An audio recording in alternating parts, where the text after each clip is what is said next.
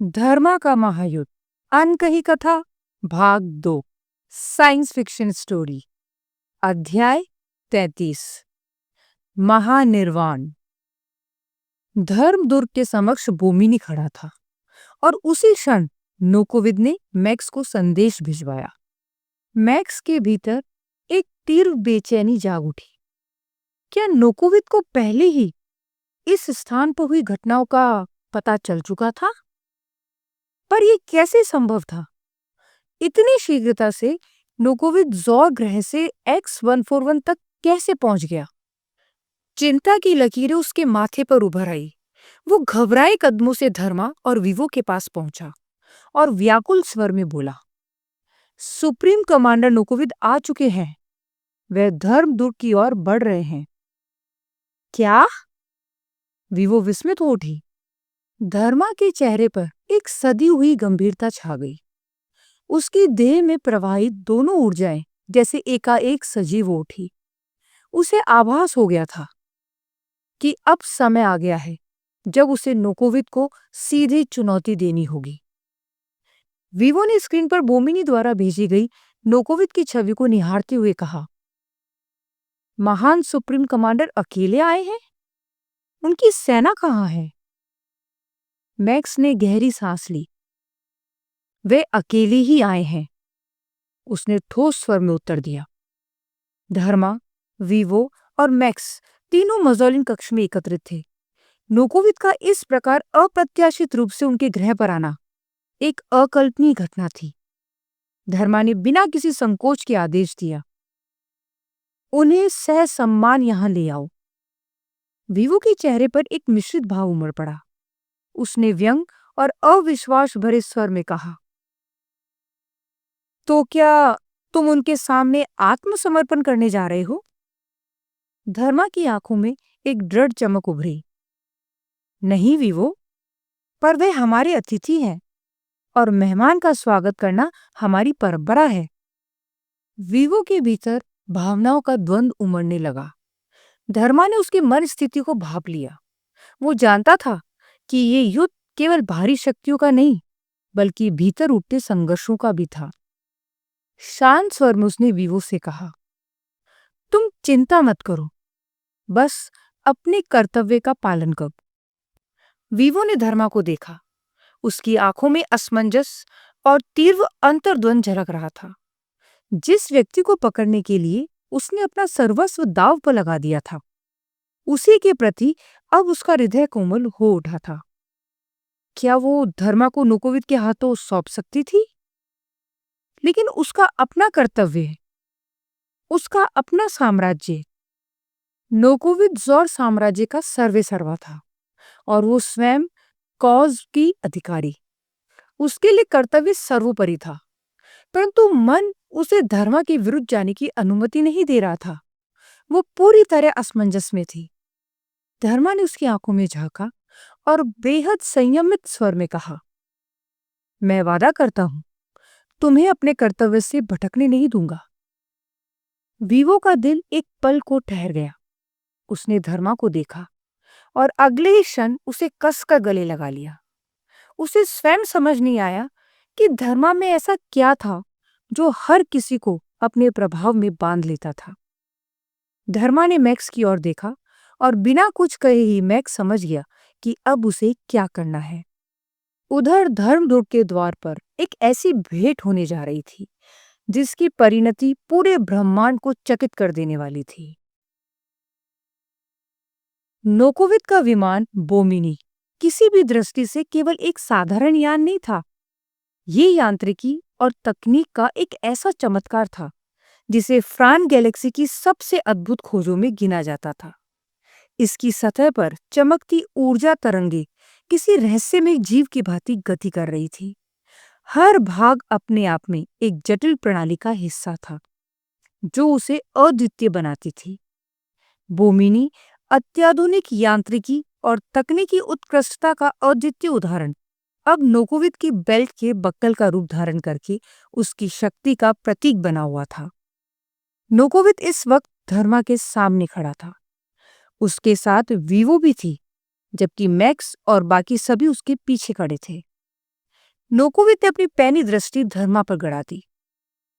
तो तुम ही हो धर्मा, उसने गहरी और प्रभावशाली आवाज में कहा। धर्मा ने पहली बार नोकोवित को अपने सामने देखा। वो एक ऐसा व्यक्तित्व था जो मात्र उपस्थिति से ही भय और सम्मान उत्पन्न कर सकता था।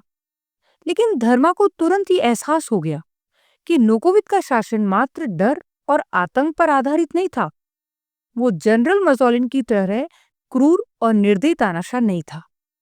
नोकोवित का शासन तंत्र प्रशासनिक सिद्धांतों के उन मूलभूत स्तंभों पर टिका था जो किसी भी अंतरतारीखीय सभ्यता को समृद्ध और सुव्यवस्थित बनाते हैं।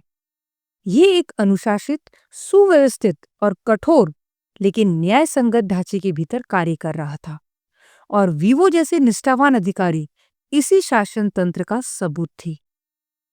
नोकोवित की आंखों में एक तीखी चमक उभरी। मैंने पता किया, तुमने X-141 में जो किया वो कोई साधारण व्यक्ति नहीं कर सकता था। फिर नोकोवित वीवो की ओर मुड़ा। उसकी आंखों में अविश्वास और जिज्ञासा का मिश्रण था। तुमने ये सब कैसे कर लिया? उसने तीखे स्वर में पूछा। तुम तो धर्मा को पकड़ने आई थी, फिर तुमने मजोलिन के साम्राज्य पर आग क्यों लगा दी? वीवो के स्वर में हल्की झिझक थी, लेकिन उसके शब्दों में सच्चाई थी। सर, वो क्रूर तानाशाह था, उसने धीमे से कहा। कुछ पल के लिए मौन छा गया। फिर नोकोवित के होठों पर हल्की मुस्कान आई। तुमने बहुत ही अच्छा काम किया, उसने प्रशंसात्मक स्वर में कहा। धर्मा ने गंभीरता से उसे टोकते हुए कहा, हालांकि ये काम आपको करना चाहिए था। नोकोवित के चेहरे पर कड़ा भाव आ गया। उसे ये पसंद नहीं आया कि कोई उसे इस प्रकार चुनौती दे। क्या कहना चाहते हो तुम? वो उग्रता से बोला।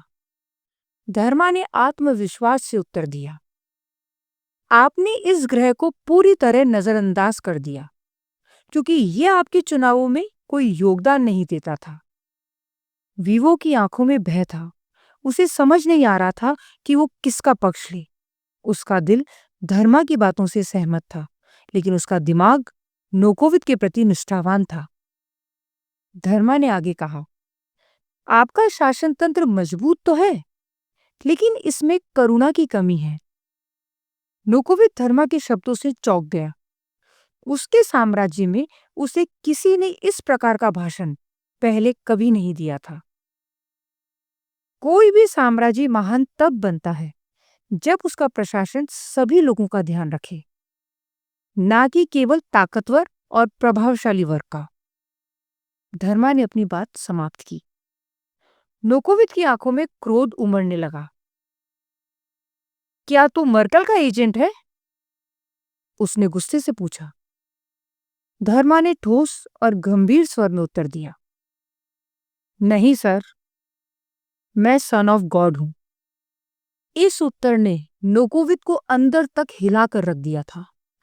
पहली बार कोई ऐसा व्यक्ति उसके सामने था जो उसके व्यक्तित्व से भयभीत नहीं था। यदि तुझे लगता है कि अपनी आत्मा संचरण की शक्ति से मेरा नाश कर देगा, तो तू मूर्ख है, नोकोवित ने तीखे स्वर में कहा। नहीं नोकोवित, धर्मा ने शांत भाव से उत्तर दिया। मेरा इरादा आपको हानि पहुंचाने का नहीं है। नोकोवित ने आंखें संकरी की। तो फिर तू मेरे साम्राज्य में क्यों आया है, बोरो के साथी? मैं तो सिर्फ आपको ये बताने आया हूं कि जहां भी अत्याचार होगा, मैं उसका अंत करूंगा, और इसकी शुरुआत हो चुकी है। X-141 अब आजाद है, धर्मा ने घोषणा की। नोकोवित का क्रोध चरम पर पहुंच गया। मूर्ख, X-141 जॉर साम्राज्य का अभिन्न अंग है। इस अपराध का दंड मैं तुझे दूंगा। यदि ये सच होता तो आप इस ग्रह को मजोलिन के अत्याचारों के अधीन नहीं रहने देते, धर्मा ने दृढ़ स्वर में उत्तर दिया। वीवो इस टकराव से विचलित थी। उसका अंतर्मन धर्मा की बातों से सहमत था, लेकिन वो नोकोवित की शक्ति को भी जानती थी। फिर उसने साहस बटोरकर आगे कदम बढ़ाया और दृढ़ स्वर में बोली, ज़ौर साम्राज्य के महान सुप्रीम कमांडर नुकोविद, मैं वीवो X-141 की प्रधान आपको आदेश देती हूं कि आप इस समय X-141 छोड़कर चले जाएं। नोकोविद को ऐसा झटका लगा मानो किसी ने उसके पैरों तले जमीन खींच ली हो। वीवो! वो चिल्लाया, लेकिन वीवो ने उसकी चीख की परवाह नहीं की। मैंने अपना निर्णय ले लिया है। मैं यहीं रहूंगी और इस ग्रह की जनता की सेवा करूंगी। X-141 अब ज़ौर साम्राज्य का हिस्सा नहीं रहेगा। नोकोविद का क्रोध भड़क उठा। मैं तेरा संपूर्ण नाश कर दूंगा वीवो। परंतु धर्मा का प्रभाव ही ऐसा था। वीवो, जो शायद नोकोविद के सामने सिर तक नहीं उठा सकती थी, अब उसे चुनौती देने की हिम्मत कर रही थी। नोकोविद ने वहां खड़े विरलनाग कवचधारी अंगरक्षकों को देखा, जो अब वीवो के साथ खड़े थे। तुम लोग जानते हो कि अगर मैंने X-141 पर हमला किया तो तुम मेरा मुकाबला नहीं कर पाओगे, उसने क्रोध में कहा। एक अंगरक्षक आगे बढ़ा और बोला, हाँ, लेकिन आपको ये नहीं पता कि कल रार की जनता ने क्या किया। नोकोविद सोच में पड़ गया। धर्मा ने इन लोगों पर ऐसा कौन सा जादू कर दिया था? अंगरक्षक ने आगे कहा, रार के लोग केवल मरने के लिए आए थे। हम उन्हें मार रहे थे और वो मर रहे थे, लेकिन उनकी हर गिरती लाश हमें बता रही थी कि हम वो युद्ध हार रहे हैं। अंततः मज़ौलिन युद्ध हार गया। नोकोविद सकते में था। धर्मा ने एक ऐसी लड़ाई छेड़ दी थी जिसका कोई समाधान उसके पास नहीं था। क्या वो वास्तव में हार गया था? उसने कभी सपने में भी नहीं सोचा था कि धर्मा इस युद्ध को इस हद तक मोड़ देगा कि जीतने का कोई और विकल्प ही ना बचे। क्या X-141 के लोग मरने के लिए तैयार थे? ऐसे लोगों को कौन हरा सकता था जो जीवन के मोह को त्याग चुके हो? धर्मा ने ऐसा क्या कर दिया था? ये एक ऐसी स्थिति थी जिसका कोई हल नोकोविद के पास नहीं था। आपने कभी X-141 को अपना नहीं माना। यहाँ के लोगों पर अत्याचार होते रहे और आप आंखें मूंदकर बैठे रहे। आपको इरिट्रिया पर कब्जा सिर्फ अपने पिता के बदले के लिए करना था। धर्मा का स्वर गंभीर था। उसकी आंखों में तीव्र आक्रोश झलक रहा था। नोकोविद शांत हो गया था। आप बुद्धिमान हैं, शक्तिशाली भी हैं, पर आप में वो करुणा नहीं है जो किसी साम्राज्य को महान बनाती है। आप वीवो को X-141 का प्रशासन सौंप दे। वीवो से सीखें कि एक राज्य का संचालन कैसे किया जाता है। धर्मा ने अपना एकालाप जारी रखा। नोकोविद को भी ये स्पष्ट हो चुका था कि X-141 उसके हाथों से फिसल चुका था। उसे एहसास हुआ कि धर्मा कोई साधारण विरोधी नहीं था। नोकोविद ने बोरो जैसे आतंकवादी को हराया था।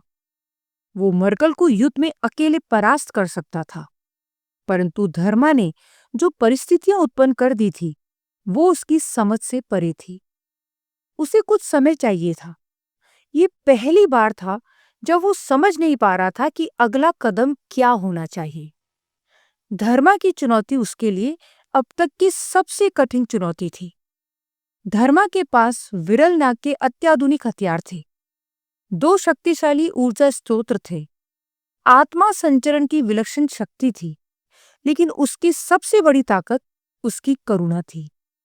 उसका व्यक्तित्व इतना प्रभावशाली था कि वो किसी को भी धर्म के मार्ग पर ला खड़ा करता था।